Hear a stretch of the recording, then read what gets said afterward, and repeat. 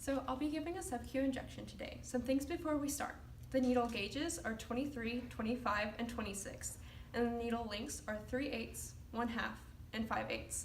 The 5 sites for a sub-Q injection are the back of the arm, the abdomen, the love handles, the top of the buttocks, and the outer thighs.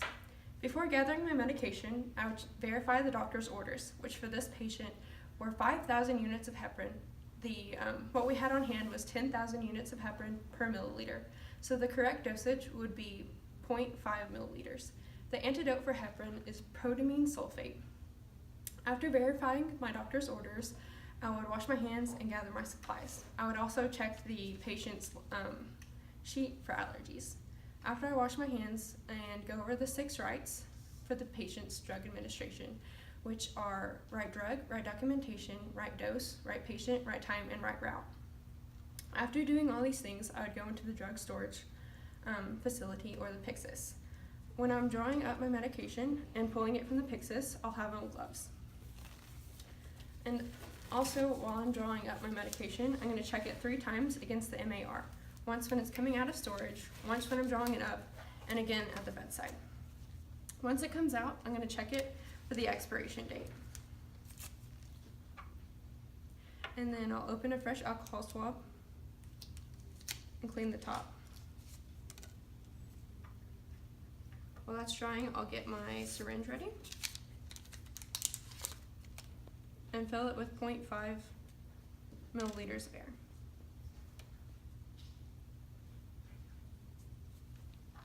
Put the air in.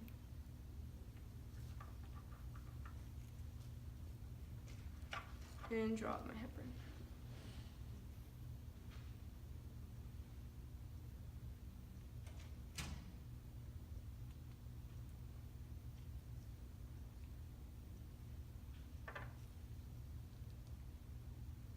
I'll check for air bubbles and then recap using the one-handed scoop method.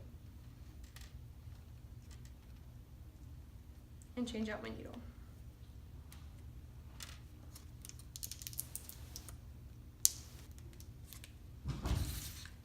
I would label this for safe transport into the patient's room. I would discard these gloves and wash my hands.